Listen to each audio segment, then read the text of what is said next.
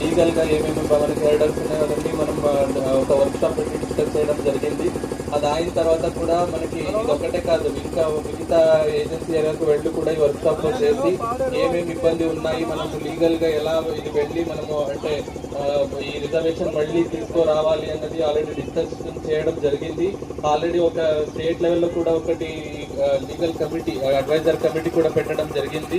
దీన్ని వర్క్ చేస్తున్నారు. అండ్ ఈ ముందు ఈ స్పెషల్ డిఎస్సి కోసం కూడా ఒక రిప్రజెంటేషన్ ఇచ్చారు. మనం ఆల్రెడీ అది సీఎంఓ కూడా పంపడం జరిగింది.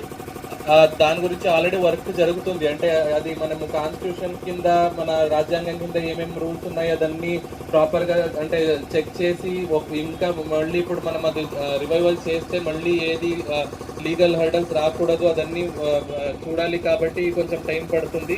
ఆల్రెడీ ఈ రోజు కూడా మనం మాట్లాడడం జరిగింది. అది ఆల్రెడీ ఆ టీము దీని గురించి వర్క్ చేస్తున్నారు. సో ఖచ్చితంగా దీని గురించి ఒక పాజిటివ్గా రెస్పాన్స్ వస్తుంది ప్రభుత్వం నుంచి. అది కూడా మనకి ట్రైబల్ వెల్ఫేర్ నుంచి కూడా అష్యూరెన్స్ ఇచ్చారు.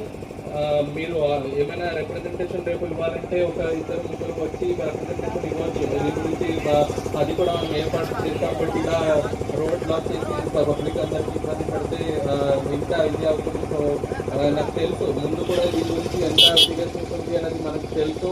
అందరితో ఆల్ ద యూనియన్ లీడర్స్ మనం పబ్లిక్ రిప్రజెంటేటివ్స్ అందరూ ఇచ్చారు. కాబట్టి ఆల్రెడీ అంటే మాట్లాడుతున్నాము.